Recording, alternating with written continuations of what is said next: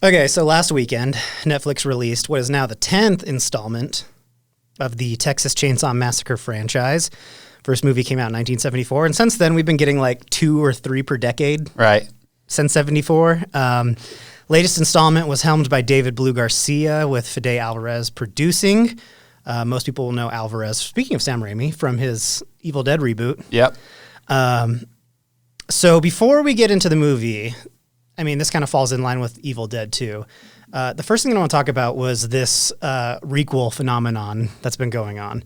You didn't see Scream, did you? I have not seen the new Scream, no. The kind of one of the touchstones of a Scream movie is there's a kind of a meta conversation about where we are in movies. So in this new Scream movie, they do talk about the re-qual. So it's like we're going to acknowledge the original and shoo away any other attempt to make a sequel to that movie. But then this is also going to lay a foundation for us to keep franchising this moving forward.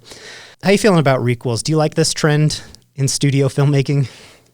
I mean, ultimately, I would say no. Like, if I was just asked, I mean, I can think of examples of things that I do like, but ultimately, it's just kind of like that cheap nostalgia bait, right? I mean, you're just kind of trying to cash in on multiple generations. I think even more than just the nostalgia grab, it's we're betting on a property we know will win. Yeah. It already has a built-in audience. Here's a list of re-quals from the past decade. Evil Dead, which we talked about, Mad Max Fury Road, Jurassic World, Star Wars Force Awakens, The Curse of Chucky, Creed, Jumanji Welcome to the Jungle, Blade Runner 2049, Terminator Dark Fate, Jigsaw, and Spiral, Halloween 2018, Candyman, Ghostbusters Afterlife, The Matrix Resurrection. So something that's happening quite frequently. It's there. Yeah, and I noticed that it was kind of happening here and there and towards the beginning of the 2010s. And now it's like constant. Like now this is the coolest thing to do. And it's just... It's serving ads, you know what I mean? It's like, oh, you went to Instagram and clicked on this ad, so you're going to get a lot of that. Yeah, it's analytics-driven creativity. Right. And at the end of the day, I don't really have a problem necessarily with rebooting or creating decades in the works sequels to things. But at the end of the day, most of these re-quals have a studio behind them. They have money behind them, resources, professional filmmakers. It needs to have story. It needs to have characters. It needs to have like something new. And it can't just be like a rehash of, the thing that came before it.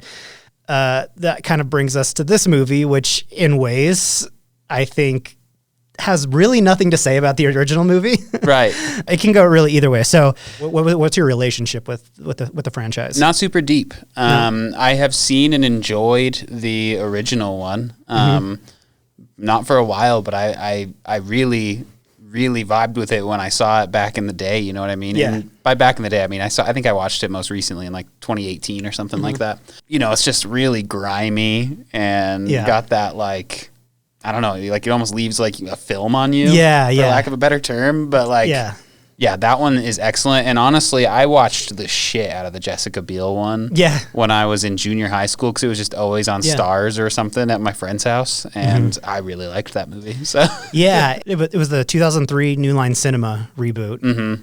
That was my entry point to Texas Chainsaw Massacre too. Yeah. And I think I knew about the original one and like didn't dare watch it. And then around 2003 when this came out, I was getting into horror movies, so it just kind of came at the perfect time. And if you revisit that now, you know, the way that we analyze film, it's kind of easy to pick apart things. And there is like a lot that was kind of silly, but I feel like it was kind of still sending up the original feeling of the first movie. And fans of the first movie might have problems with the reboot, but the reboot does feel like adeptly made. Like it feels like a well-made movie, and it is scary in like some parts. There are some really freaky scenes in that movie. Him sliding the door open and chasing them out of the house is really, really effective and scary. Right. The one that stuck with me was, I don't remember his name, but the guy from Grind. Oh, yeah. He's like getting Mike like Vogel. pulled down like the stairs, and he's trying to like grab at the wall. Oh, and his nails are coming off? His fingernails just like pop backwards. For my life, that has stuck with me for my whole life. Other than that, though, the consistency between these movies, not only in the quality, but in the story arc has been so dodgy and shaky. What were your kind of expectations going into this new one? Bad. I thought it was probably going to be bad. Just based on the trailer? Just based on the fact that they try to do this every 3 years and it's always bad. I mean, maybe a broken clock's right twice a day, so maybe they would have hit. But yeah, I just figured it was not going to be the greatest. But I was once you said that you wanted to talk about it, I was excited to watch it because I love that noise. So watching this, I tried to drop any kind of movie analysis brain that I have. I'm like, okay, I know that this is probably not going to be great. I'm gonna try to watch this and have fun. And even just from the opening scene, I was already like rolling my eyes. I know. Immediately. So one of the kind of touchstones of this series is there's always a voiceover by John Larroquette because he's got this great deep voice. And it's always like, in 1974. Right. For them, an idyllic summer afternoon became a nightmare.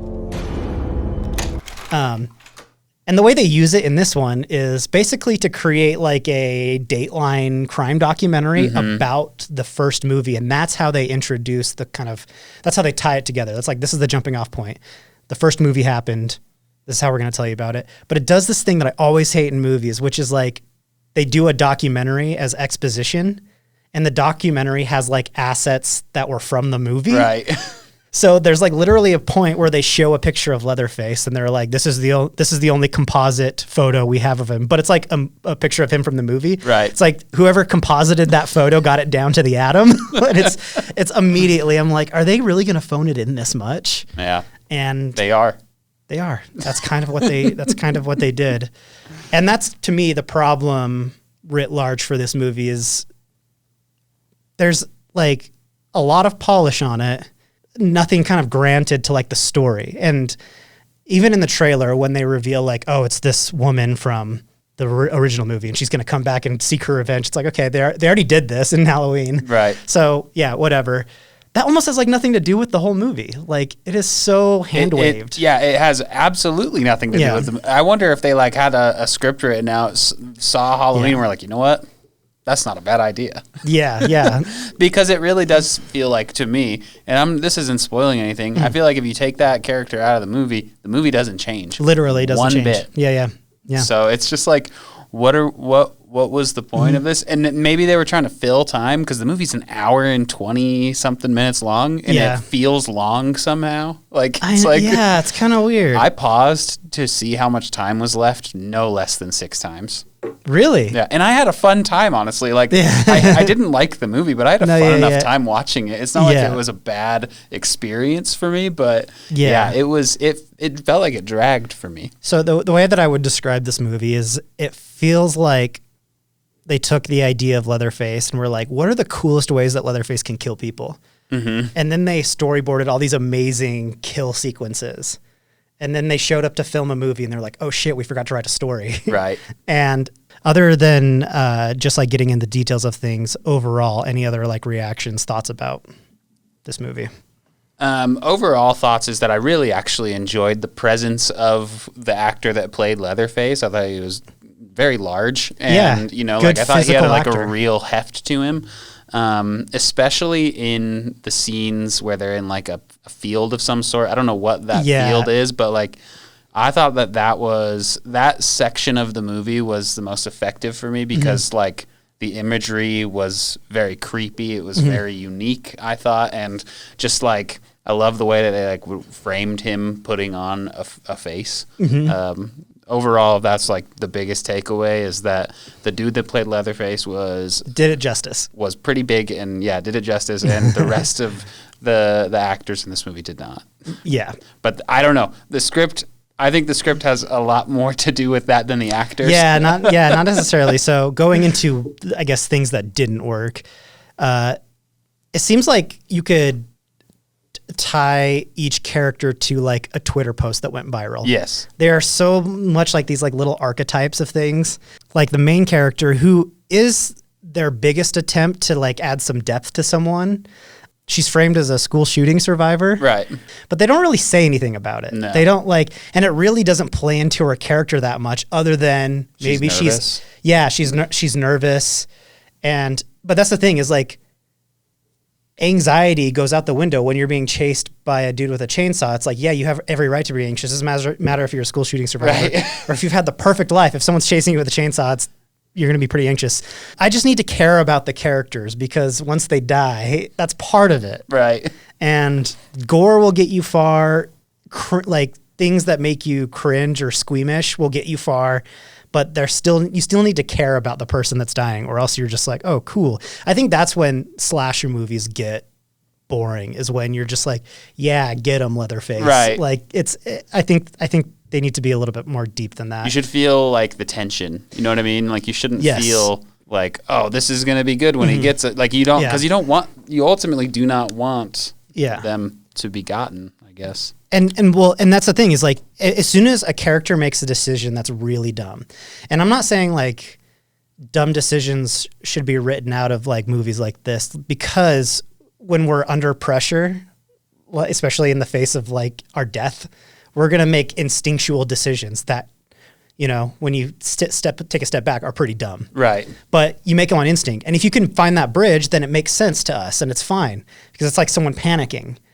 But if someone is of sound mind and is this is how I'm going to fight back, and you're like, why would you do that? It's just at that point, all the logic goes out the window and then the tension's gone. The ties from the original movie, very light, almost serve no purpose. In fact, they kind of hand wave a lot of the original movie. Mm-hmm. They don't explain what happens to still living characters from the original. And it seems to all just be built towards orchestrating this movie, or this setting.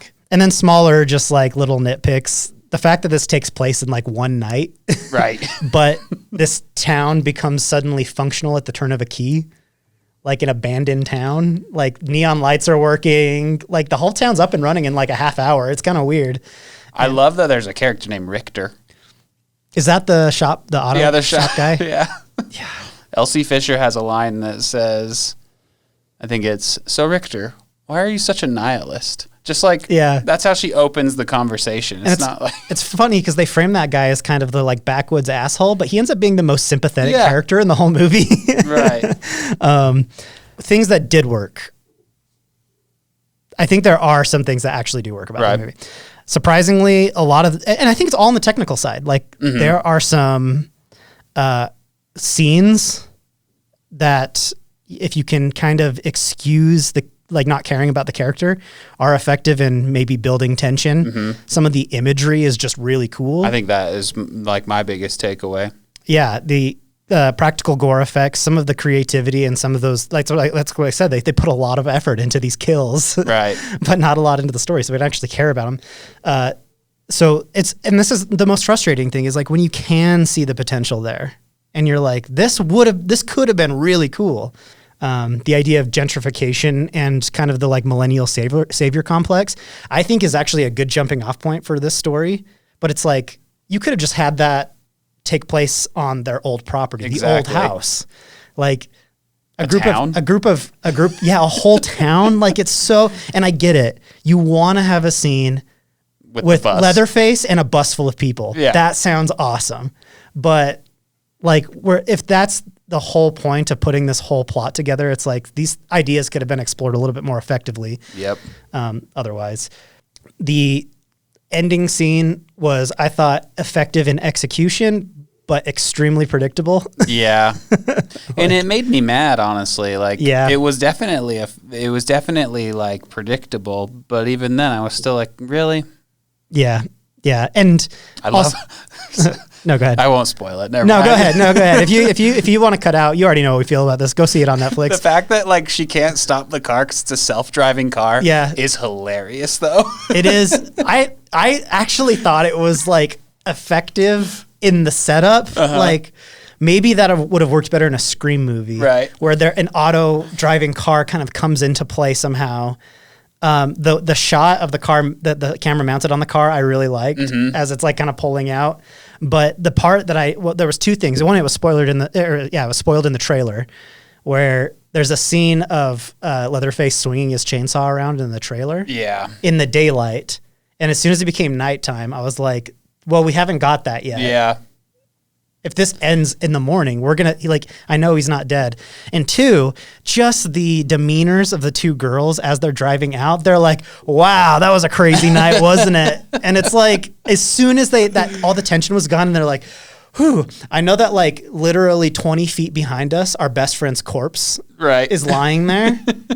And we're going to have probably 6 months of investigations, trauma, all this like horrible stuff. But like, let's start joking about how crazy of a trip this was.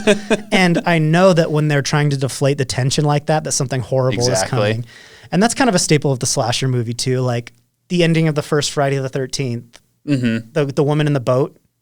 So yeah, I mean, I guess 1 out of 5. Where would you put that?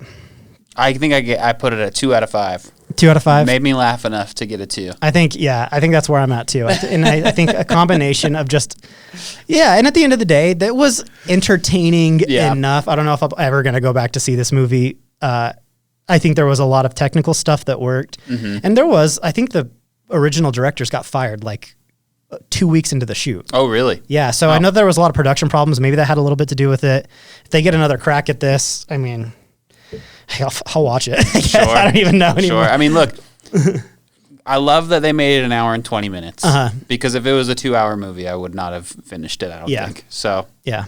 I guess that's another what did work. The 70, 80 minute runtime. Yeah. Okay. Let's finish this conversation off with a pop quiz. All right. What was the last great slasher movie? I put a lot of thought into this. Okay. And I think that I would say 2020's Freaky with Vince Vaughn and wow. Katie Newton, I think is her name. Really fun. Great slasher? Really, really fun. Great slasher. Well, I mean, greatness. What we're gonna have to go back to like the 90s. I mean, we don't have to go that deep, but I would say it was between. I didn't want to have like a gap of 10 years, but it was between Freaky or blanking on its name. Happy Death Day. No, that's what I thought you were going to go for. I was going to go for Happy Death Day, but I was like, I'm too predictable if I do that. No, why can't I think of the name of the movie? Well, maybe it's the one that I chose because the one that I chose is over 10 years old. What is it? You're Next. That's what it is. That's You're Next. That to me, that is the last great slasher movie. And that is it, and it is great. It is great, like truly great. And I mean, I loved Scream, the new one that just came out. I really, really liked it. I had a great time. I don't think it's a great, like, I'm talking, we need to push it. Right. We need to push the genre a little bit and kind of set some new ground. And You're Next is the last time where I'm like, that was brutal and I didn't expect that. Totally. And I feel a little shooken up. Also, there's scenes in this where I'm laughing my ass off. I do think that is kind of like a real staple of the slasher genre. I mean, like maybe not The Strangers or something like that, but to have a really good time with it too is, and I think that's why I really like Freaky is, I mean, it definitely is playing on something like it's using a device of like not the Groundhog Day. That's the other really great slasher. Happy Death Day. But it's doing the Freaky Friday. Yeah.